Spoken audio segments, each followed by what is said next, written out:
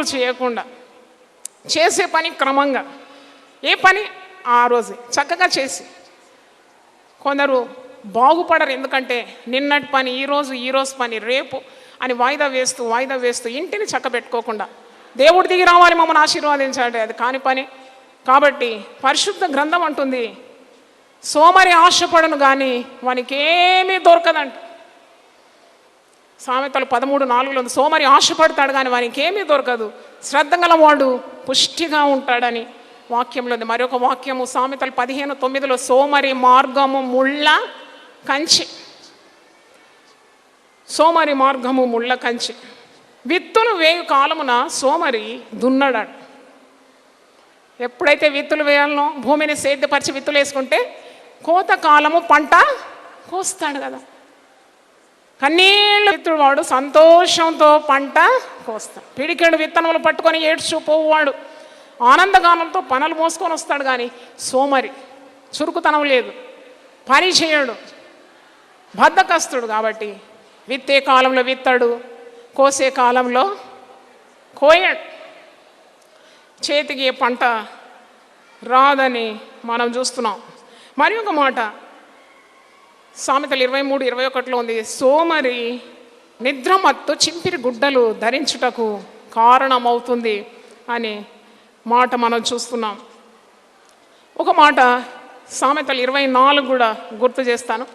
చురుకుతనం దేవుని దగ్గర అడిగి పొందుకోవాలి, సోమర్తనాన్ని వదిలిపెట్టాలి. సామెతలు 24 ఈ 30 నుండి నేను చదువుతున్నాను. సోమరి వాని చేను నేను దాటిరాగా, తెలివి లేని వాని ద్రాక్ష తోట నేను దాటిరాగా, ఇదిగో దాని అందంతటా ముండ్ల తుప్పలు బలిసి ఉండెను, ధూలగుండ్లు దాన్ని కప్పి ఉండెను, దాని రాతి కూడా పడి ఉండెను. నేను దాన్ని చూచి యోచన చేసుకుంటుని, దాన్ని కనిపెట్టి బుద్ధి తెచ్చుకుంటుని, ఇంకా కొంచెం నిద్ర, ఇంకా కొంచెం కునుకుపాటు, పరునుటకై ఇంకా కొంచెం చేతులు ముడుచుకొనుట, వీటి వలన నీకు ఏమొస్తుంది? దరిద్రత నడుచుకుంటూ వస్తుందా? పరిగెత్తుకొని వస్తుంది. ఆయుధస్తుడు వచ్చినట్లు లేమి నీ వద్దకు వస్తుంది. హల్లెలూయా. చురుగ్గా ఉండి ఏ విధంగా ధన్యురాలు కావాలి నీవు?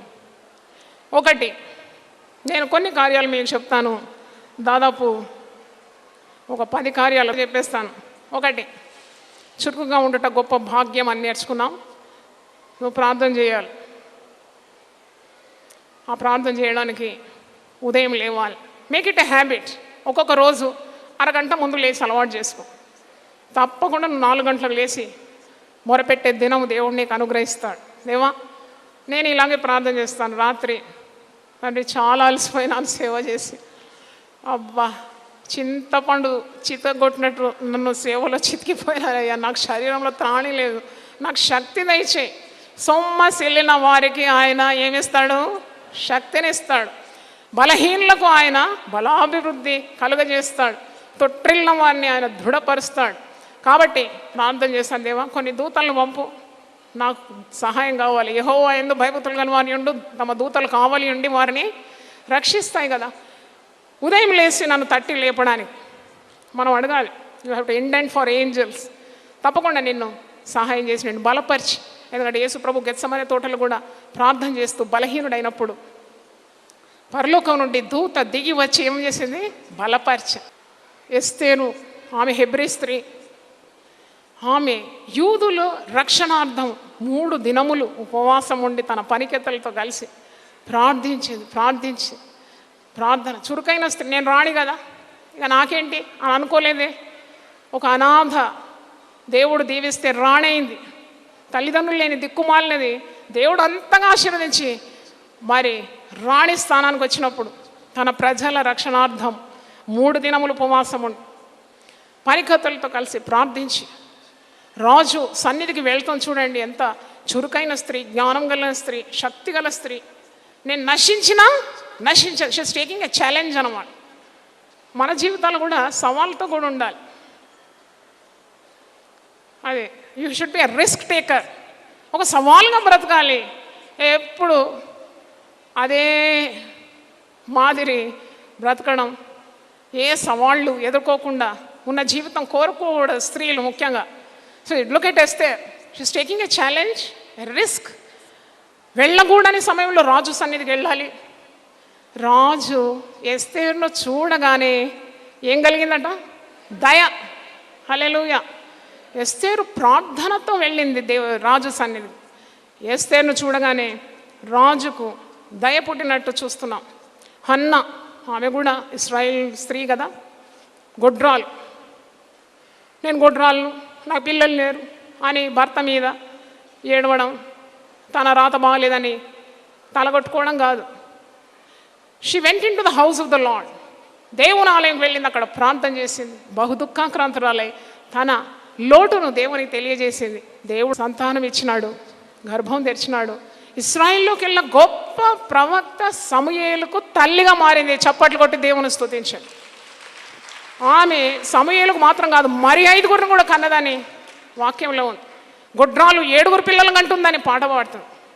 చూడండి ప్రార్థన యొక్క శక్తి. మీరు అపోస్తల కార్యం 12వ అధ్యాయంలో చూసినప్పుడు యోహాను తల్లి అయిన మరియ గృహంలో ఒక ప్రార్థనా కోడిక జరుగుతుంది. పేతురు సంఖ్యలో ఉన్నాడు. పేతురు యొక్క విడుదల కొరకు వీరి గృహంలో ప్రార్థన ప్రార్థన ప్రార్థన. సంఖ్యల నుండి పేతురు విడిపింపబడినట్టు మనం చూస్తున్నాం. చురుకైన స్త్రీలు వారు మరి దినమంతా ప్రార్థనలో గడుపుతున్నారు. దేవుని కార్యాన్ని చూడగలిగినారు. ప్రార్థించినప్పుడు తప్పకుండా మరి దేవుడు తన కార్యాన్ని నీకు చూపెడతాడు. దౌర్భాగ్యమును గూర్చి ఏడ్చుట వలన మూఢులు నశించెదరు అని యోబు గ్రంథం 5:2లో ఉంది. They keep on complaining, keep on worrying, keep on crying about their misfortune. నీకు ఏదైనా దౌర్భాగ్యం ఉంటే ప్రార్థించే వారి పట్ల కృప చూపెట్టడానికి ఐశ్వర్యవంతుడైన దేవుని సన్నిధిలో నీ దౌర్భాగ్య స్థితిని వెల్లడి చేయి. ఎందుకు దౌర్భాగ్యం గురించి ఏడుస్తున్నావు? అయ్యో ఇది ఎట్లుంటే బాగుండేది, అయ్యో అది అట్లుంటే బాగుండేది. ఎట్లున్నా నీకు అది బాగుండదు, ఎందుకంటే నువ్వు చురుకైన స్త్రీవి కావు. నువ్వు దేవుని సన్నిధిలో ప్రార్థించాలి, నీ సోమర్థనాన్ని వదిలిపెట్టాలి, ప్రభు పాదాలు పట్టుకోవాలి. ఆయన నీ కుటుంబం మీద, నీ మీద, నీ పిల్లల మీద తన కృపను కృమ్మరిస్తాడు. దేవునికి స్తోత్రం. Prayers go up and blessings come down. రెండవది, ఒక స్త్రీకి కావాల్సిన లక్షణం, మొదట ప్రార్థనా పరురాలుగా ఉండాలి. ఒక చురుకైన స్త్రీగా, దేవునికి ఘనత తెచ్చే స్త్రీగా, మనుషుల మెప్పు కూడా పొందగలిగిన స్త్రీగా ఉండాలంటే ప్రార్థనా జీవితం ఉండాలి. రెండవది, వాక్యాన్ని ప్రేమించాలి. రెండవది ఏం కావాలి? దేన్ని ప్రేమించాలి? వాక్యాన్ని ప్రేమించాలి. చాలామంది బంగారం ప్రేమిస్తారు. బంగారం నిన్ను పరలోకాన్ని తీసుకెళ్ళదు. వెండి బంగారం నాణెముల కంటే నీవిచ్చిన ధర్మశాస్త్రము నాకు మేలు.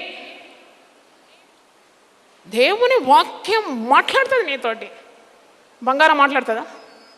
ఎంత బంగారం నువ్వు అల్మార్లో కూర్చుకుంటావు అంత గుండె దడ నీకు పెరగాల్సిందే, కానీ నువ్వు దేవునికి దగ్గరికి రాలేవు.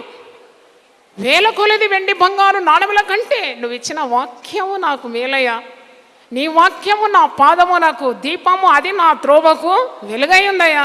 నీ వాక్యమే నన్ను శ్రమ దినమున బ్రతికించినది. చప్పలతో దేవుని స్తుతిద్దాం. హల్లెలూయా. నీ వాక్యం నన్ను బ్రతికిస్తుందయ్యా. నీ వాక్యం నాకు శక్తినిస్తుంది. నీ వాక్యం నన్ను పాపం నుండి విడిపిస్తుంది. నీ వాక్యం నన్ను పరిశుద్ధపరుస్తుంది. నీ వాక్యం నన్ను చక్కని త్రోవలో వెలుగు మార్గంలో నడిపించేది నీ వాక్యం. శ్రమ దినంలో బ్రతికించేది నీ వాక్యం. వాక్యాన్ని హత్తుకోవాలి.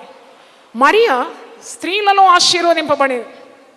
స్త్రీలలో నీవు ఆశీర్వదింపబడినావు. నీ గర్భ ఫలము ఆశీర్వదింపబడు. ఎలిజబెత్ పాడుతుంది కదా మరియ గురించి.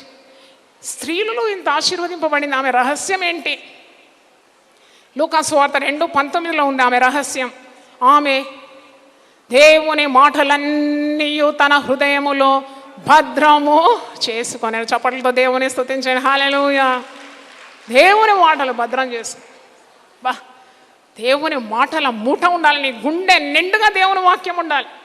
జీవము గల దేవుని వాక్యం మీ హృదయంలో సమృద్ధిగా నివసింప చేయు. హృదయంలో కలవరం అంట, తీగులంట, భయం అంట, పిచ్చి పిచ్చి ఆలోచన ఇవన్నీ తొలగించి, దేవా నా హృదయాన్ని నీ రక్తంతో కడిగి తళతళమని మెరవాలి నా హృదయం, నీ వాక్యంతో నా హృదయాన్ని నింపు ప్రభు అని ప్రార్థించాలి. నీకు వాక్యం ఎంత ఉంటుందో అంత ఐశ్వర్యం కూడా ఉంటుంది. నీ వాక్యము, దేవుని వాక్యము నిన్ను తప్పకుండా గొప్ప చేస్తుంది. నీ నామము కంటే నీవు ఇచ్చిన వాక్యము గొప్పదని కీర్తనకారుడు పాడుతున్నాడు. మూడవది చురుకుతనం. మనం ధ్యానిస్తున్నాం, హెబ్రీ స్త్రీలు ఐగుప్తు స్త్రీల వంటి వారు కారు, వారు చురుకైన వారు. హెబ్రీ స్త్రీలు ఎండలో పని చేస్తున్నారు, ఇటుకలు మోస్తున్నారు, బరువైన భుజాల మీద ఎత్తున్నారు, శ్రమజీవులు, శ్రమ పడుతున్నారు. దేవుని తోడు వారికి ఉన్నది. వారి ప్రసవం చాలా సునాయాసంగా అయిపోతుంది. ఐగుప్తు స్త్రీలు సుఖము ప్రేమిస్తున్నారు, వారు గదుల్లో ఉన్నారు, వారు బయటికి రావడం లేదు. సుఖాసక్తి గల స్త్రీలారా మీరు యెహోవా మాట వినుడి అని మరి ఒక చోట చూస్తున్నాం. అందుకే చురుకుతనం అడగాలి. ప్రార్థన, వాక్యము, చురుకుతనం అడుగు. దేవా, ఈ సోమర్తనం తొలగించు తండ్రి, నా ఇంటి పనులు నేను చక్కగా చేసుకోవాలి. కొందరు ఉంటారు చాలా చురుకు, ఇతరుల కొంపలు కూల్చడానికి, చెడ్డ పనులు చేయడానికి. అటువంటి స్త్రీలు చాలామంది ఉన్నారు, చురుకైన వారే కానీ నశించిపోయినారు. వారు దేవుని మన్నన పొందలేని స్త్రీలు చాలామంది ఉన్నారు. అలాంటి వారి పెద్ద జాబితానే ఉంది నా దగ్గర. కానీ నీకు దేవుడిచ్చిన సామర్థ్యము, చురుకుతనము మంచి కార్యం కొరకు వాడాలి. అబిగైల్ ఎంత చురుకైన స్త్రీ అండి, ఎంత చురుకుది. అబిగైలు చూడడానికి అందమైన స్త్రీ అండి, రూపసి, బహు సౌందర్యవతి. మొగుడు దొరికినాడు ఎట్లా తెలుసా? దుర్మార్గుడు, దుష్టుడంట, త్రాగుబోతూ, చాలా ఆస్తి ఉంది, భాగ్యవంతుడే కానీ దుర్మార్గుడు, మొరటు వాడనండి, మోటు వాడండి. ఏం చేస్తామని కొన్నిసార్లు ఇట్లా మ్యాచ్ ఇట్లా వచ్చేస్తుంది కదా, ఇట్లా జత అవుతుంది. ఒక మంచి సున్నితమైన ఒక స్త్రీకి ఒక మోటు భర్త దొరికితే ఎట్లుంటుందండి? కాకి ముక్కుకు దొండపండు అన్నట్టు. అది ఎట్లా బ్రతకాలి వీరిద్దరు? ఆమెకేమో ఫాస్ట్గా ఉంది మైండ్, చక్కని తెలివిగల స్త్రీ, ఇదేమో బహుమూర్ఖుడు.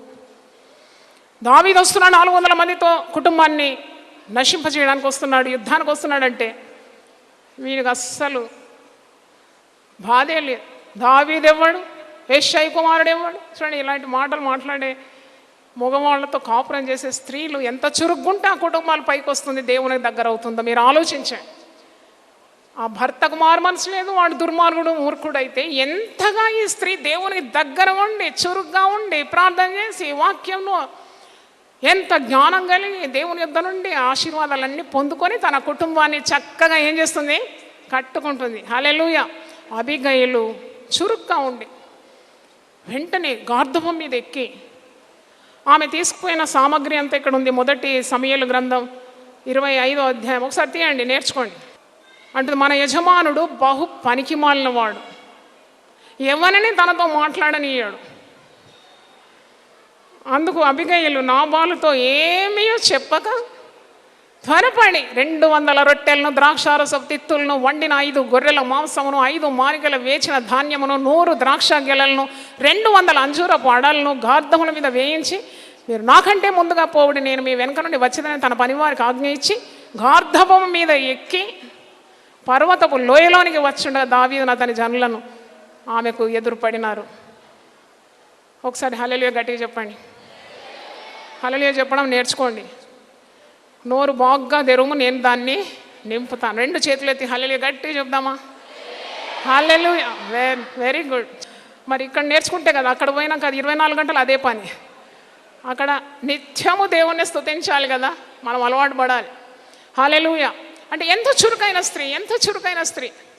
ఇన్ని 200 రొట్టెలు అంట, 2 రొట్టెలకి ఎంత గునుగుడు, 200 రొట్టెలు ఇన్ని తీసుకొని గార్ధబం ఎక్కి, ఆ దినాల్లో అదే వాహనం, లోయల్లో వెళ్ళి ఆ దావీదును కలుసుకొని అతని కటాక్షం పొంది భర్త తరఫున ప్రాధేయపడి క్షమాపణ అడిగి దావీదు యొక్క కోపమును చల్లార్చి, దావీదు ఒక మాట అంటాడు అబిగైల్ గురించి. 33వ వచనం చూడండి. నేను పగ తీర్చుకొనకుండాను, ఈ దినము నా ప్రాణము తీయకుండాను నన్ను ఆపినందుకై నీవు ఆశీర్వాదము నొందుదువుగాక నీవు చూపిన బుద్ధి విషయమై నీకు ఆశీర్వాదము కలుగును గాక. హల్లెలూయా. అంటే నువ్వు చురుగ్గా ఉంటే ఆశీర్వాదం, నువ్వు చూపిన బుద్ధి విషయం నీకు ఆశీర్వాదం. ఒక దైవజనుడు, దేవుని చేత ఎన్నికైన వాడు దావీదు, పాపం చేయకుండా ఆపినందుకు హత్యాకారుడు అయిపోయింది. ఆ రోజు నాబాలు కుటుంబంలో ఉన్న ప్రతి ఒక్కరిని చంపేవాడి ఆపేసింది చురుకైన స్త్రీ. మరి చురుకుతనం అడగాలి, అదొక ఆశీర్వాదం. Lord make me a vigorous woman for you. చురుగ్గా ఉండే స్త్రీగా నన్ను చేయమని ప్రార్థించాలి. 4వది విశ్వాసం కావాలి. ఉట్టి చురుకుతనంతో మనం బ్రతకలేం. అది మంచి మార్గంలో ఉండాలి. దేవుని నియమాల్లో దేవుని చిత్త ప్రకారం ఉన్న చురుకుతనం కావాలి కదా. అంటే దేవుని వాక్యం పఠించినప్పుడు నీకు చక్కని మార్గం దేవుడే ఉపదేశిస్తాడు. నీలో విశ్వాసం ఉండాలి. అంటే దేవుని మాటలన్నీ కూడా నీవు నమ్మాలి. షారా చూడండి, షారా చురుకుతనం చూసారా? హెబ్రీ స్త్రీ కదా, ఆమె కూడా 90 ఏళ్ళ వయసులో గర్భం ధరించిందంటే ఎంత చురుకుదండి ఈమె. ఆమెకు వయసు ఎంత? గర్భం ధరించింది. నాకు అనిపిస్తుంది 20 ఏళ్ళకు 25 ఏళ్ళకు గర్భం ధరించిన వాళ్ళకే నడక రాకుండా అటు ఇటు తూలుకుంటూ నడుస్తుంటే, ఈ 90 ఏళ్ళ ఈ ముసలి ఆవిడ ఈ వృద్ధాప్యంలో గర్భం ధరించి అవి ఎలాగూ నడిచేది? 90 ఏళ్ళ ఆమె గూనిపోతుంది కదా, ఆ గూనుకు తగినట్టు మళ్ళీ కడుపు. అమ్మ, ఎంత చురుకైన స్త్రీ ఈమెలో విశ్వాసం ఉండింది. దేవునికి స్తోత్రం. వాగ్దానము చేసిన దేవుడు నమ్మదగిన దేవుడు గనక ఆ మాటను నేను చూస్తాను. వయసు గతించిన, స్త్రీ ధర్మం నిలిచిపోయినా ఆయన వాక్కు ఇచ్చిన దేవుడు, ఆయన మాట తప్పడనే విశ్వాసము ఆమెలో ఉండింది. ఎలిజబెత్, జకర్యా ఎలిజబెత్, ఆమె ఎంత చురుకైన స్త్రీ, హెబ్రీ స్త్రీ. ఆమె కూడా ఎలిజబెత్ ఎంత చురుకుదండి. ఆమె కూడా వృద్ధాప్యంలో బాప్తిసం ఇచ్చి యోహాన్ను కన్నది. స్త్రీలు కనిన వారిలో యోహాను వంటి వాడిగా పుట్టలేదని యేసుప్రభు సాక్ష్యం చెప్తున్నాడు. అలాగూ నీకు విశ్వాసం కావాలి. తిమోతితో పౌలు అంటాడు, నీలో ఉన్న విశ్వాసం మొదట నీ అవ్వలో నేను చూసినాను, నీ తల్లి అయిన యోనికేలో నేను చూసినాను. హల్లెలూయా చెప్పండి గట్టిగా. హల్లెలూయా. బాలురేకయు చంటి బిడ్డలకు స్తుతుల మూలమున నేను దుర్గములను స్థాపిస్తాను. 5వది చూసినప్పుడు సామర్థ్యం. ఒక స్త్రీకి, విశ్వాసి అయిన స్త్రీ కావాలి. సామర్థ్యం అంటే సామర్థ్యం దేవుడిచ్చిన తలాంతులన్నీ వాడుకోవడానికి దేవుడిస్తాడు. ఒక్కొక్కరికి సామర్థ్యాన్ని పంచిస్తాడు, విశ్వాసాన్ని పంచిస్తాడు. నీకున్న వరం, నీకున్న ఆ యొక్క సామర్థ్యం కానీ, అభిషేకం కానీ, ఆ శక్తి కానీ చక్కని రీతిలో వాడుకోవాలి. దోర్కాను చూస్తాం, ఆమె కూడా చాలా చురుకైన స్త్రీ. పెళ్లి కాలేదు, భర్త లేడు, పిల్లలు లేని, అయినా ఒంటరిదైనా తనకున్న ఆ సూది దారంతో బట్టలు కొట్టి విధవరాళ్లకు, తల్లిదండ్రులు లేని పిల్లలు, అనాథులను ఆమె ఆదుకున్నట్టు మనం చూస్తున్నాం. రోజు చూసినప్పుడు జ్ఞానం. మీలో ఎవరికైనా జ్ఞానం కొదువు ఉంటే వాడు దేవుణ్ణి అడగవలేను. ఎవరిని గద్దింపగా అందరికీ ధారాళంగా దేవుడు అనుగ్రహిస్తాడు. ఎందుకంటే జ్ఞానం కావాలి. ప్రిస్కిల్లా, ఆమె కూడా హెబ్రీ స్త్రీ, ఎంత చురుకైంది, జ్ఞానవంతురాలు. ప్రిస్కిల్లా తన భర్త అకులతో కలిసి అప్పల్లో అనే భాగ్యవంతుని, ధనవంతునికి దేవుని మార్గాన్ని బోధించిందంట. దేవునికి స్తోత్రం. హల్లెలూయా. కేవలం దేవుని మార్గం బోధించడం మాత్రం కాదు, ఆమె రాత్రి మగళ్ళు డేరాలు కుట్టేదని వాక్యంలో. Such a hard work. డేరాలు కుడుతుంది. ఇశ్రాయేల్ స్త్రీలందరూ కూడా చాలా కష్టపడి పనిచేసేవాళ్ళే. డేరాలు కుడుతుంది. మన దేశంలో అప్పల్లోకు దేవుని మార్గాన్ని బోధించిన సామర్థ్యం గల, శక్తి గల స్త్రీగా చూస్తూ ఉన్నాము. జ్ఞానం కలిగిన స్త్రీ. విధేయత. ఒక స్త్రీకి విధేయత కావాలి. చురుకుతనంతో పాటు విధేయతలోనే ఆశీర్వాదం. విధేయత ఉండేవారికి పరిశుద్ధాత్మ వరములను దేవుడిస్తాడు. లూకాసు వార్త 1:35 మరియ ఎంత విధేయురాలు. ఇదిగో నేను ప్రభు దాసురాలను, నీ చిత్తము చొప్పున నాకు జరుగును గాక. హల్లెలూయా. అలాగ చెప్పాలి. సాధు అయినట్టి, మృదువైనట్టి, అక్షయాలంకారం. స్త్రీలు చురుకుతనంగా ఉండి గయ్యాళ్ళుగా ఉంటే ఏం లాభం లేదు. ముసురు దినమున ఎడతెగ కురుసు ఆ బిందువుల్లాగా ఉంటుంది వారి జీవితం. కయ్యాలు కలహాలతో, చురుకుతనంతో నువ్వు గొడవబడి లాభం ఏమి లేదు. చురుకుతనం కలిగి యేసు స్వభావం ధరించుకోవాలి. క్రీస్తు యేసున కలిగిన ఈ మనస్సు మీరు కలిగి ఉండుడి. మరియ తగ్గించుకుంది, హెచ్చింపబడ్డది. నువ్వు తగ్గించుకోవాలి, తగ్గించుకోవాలి, తగ్గించుకోవాలి. దేవుడు నిన్ను పైకి పైకి పైకి ఎత్తేస్తాడు. తను తాను తగ్గించుకున్నవాడు హెచ్చింపబడు, తను తాను హెచ్చించుకున్నవాడు తగ్గింపబడు. దేవుని యొక్క బలమైన రెక్కల క్రింద దీన మనస్కులై, బలిష్టమైన రెక్కలంట, దాని కింద దీన మనస్కులై ఉన్నప్పుడు తగిన కాలమందు దేవుడు మనల్ని ఏం చేస్తాడు? హెచ్చిస్తాడు. మరి ఒకటి చూడండి, దైవ భయం, దేవుని భయం కావాలి. ఎవరన్నా నిన్ను అడుగుతారు, నువ్వెందుకు పాపం చేయడం లేదంటే నువ్వేమని జవాబు చెప్పాలి? నేను దేవుని భయపడి ఈ పని చేయ. హల్లెలూయా చెప్పండి ఒకసారి. ఆ దైవ భయము చురుకైన క్రైస్తవ స్త్రీలందరికీ కావాలి. నువ్వు చురుగ్గా ఉండి పాపం చేస్తే నీ వల్ల ఏ లాభం లేదు, నువ్వు నరకానికి పాత్రురాలవుతావు. దేవుని భయం నీకు ఉండాలి. దైవ భక్తికి స్త్రీలకు కలిగిన స్త్రీలకు తగినట్టుగా ఉండాలి మన ప్రవర్తన. హృదయంలో అంతరంగ పురుషుడు అలంకరింపబడాలని. ఇవన్నీ కూడా 1 పేతురు 3వ అధ్యాయం 1 నుండి 6 వచనాల్లో మనం చదువుతున్నాం. తర్వాత మనం కోరుకోవాలి, చురుగ్గా ప్రార్థన చేసి దేవుని దగ్గర కోరుకోవాలి, పరిశుద్ధాత్మ అనే వరాన్ని ఆశించాలి. అంటే మీరు పరిశుద్ధాత్మ అంటే ఏదో కేకలు పెట్టడం అనుకుంటున్నారా? అరుపులు, కేకలు, అల్లర్లు అనుకున్నారా? కాదు. పరిశుద్ధాత్మ శక్తి మీ మీదకి వచ్చినప్పుడు, పరిశుద్ధాత్మ మీ మీదకి వచ్చినప్పుడు మీరు ఏం పొందుకుంటారు? శక్తి పొందుకుంటారు. హల్లెలూయా. మీరు నాకు సాక్షులుగా ఉంటారు భూదిగంతముల వరకు. ఏ పని చేయడానికైనా శక్తి, సామర్థ్యం ఆత్మ నింపుదల ద్వారా కలుగుతుంది. నువ్వు అడిగి పొందుకోవాలి. చివరిగా నీ హృదయము ప్రేమతో నింపబడాలని అడగాలి. హల్లెలూయా. ప్రేమ లేకుంటే అని వాక్యంలో చూస్తున్నాం. నువ్వు ఒక స్త్రీగా, నీ పిల్లలకు తల్లిగా, నీ భర్తకు నువ్వు భార్యగా, సంఘములో ఒక సేవకురాలిగా, సమాజములో ఒక ఉద్యోగినిగా నీ హృదయంలో దేవుని ప్రేమతో నింపబడాలి. ప్రేమ దోషములన్నిటినీ కప్పును. చప్పలతో దేవుని స్తుతిద్దాం. హల్లెలూయా. చాలా బాగా దేవుని వాక్యం విన్నారు. దేవుడు మిమ్మల్ని సమృద్ధిగా ఆశీర్వదించునుగాక. ఆమేన్.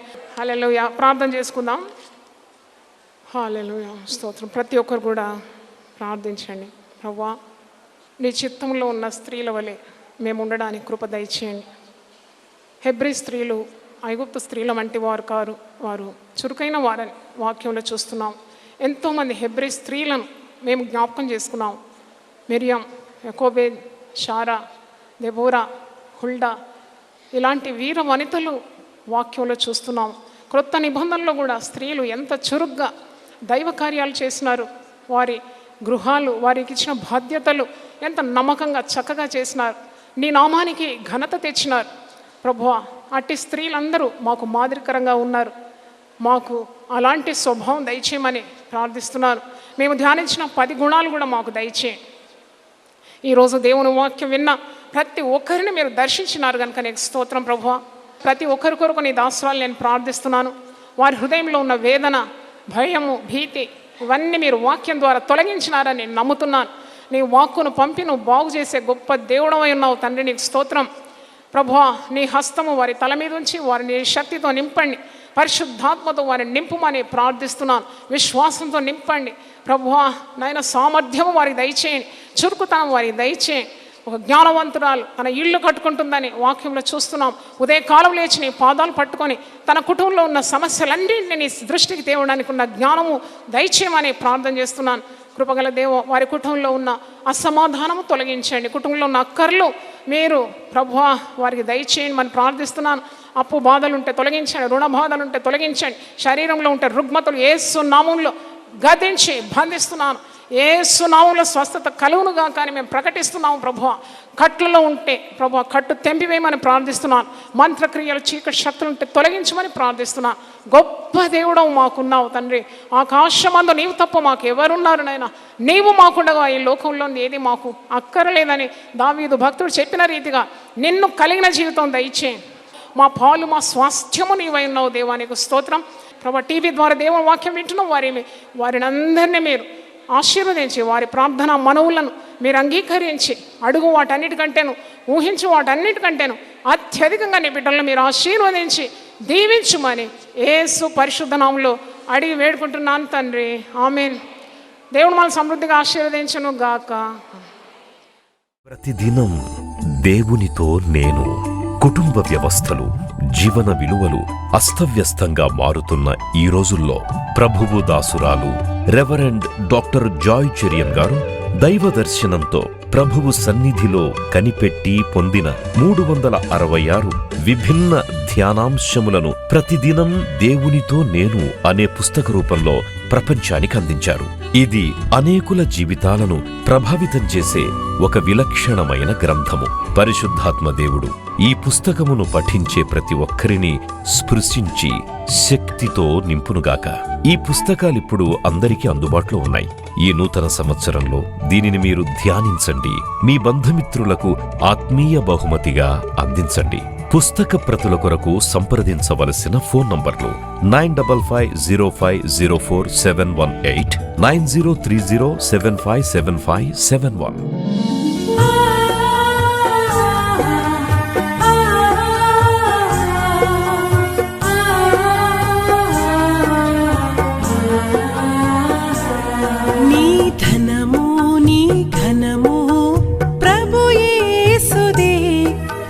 దశమా భాగమునీయ వెనుదీతువా. నీ ధనము నీ ఘనము ప్రభు యేసుదే, నీ దశమా భాగమునీయ వెనుదీతువా. ధరలోన ధనధాన్యములనీయగా కరుణించి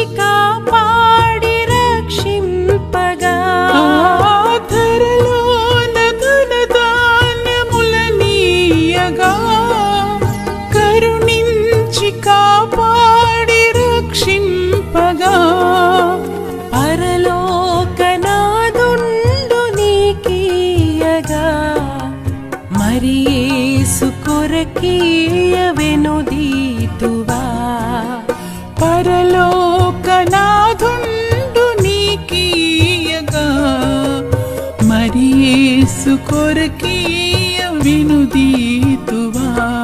నీ ధనము నీ ఘనము ప్రభు యేసుదే, నీ దశమా భాగమునీయ వెనుదీతువా.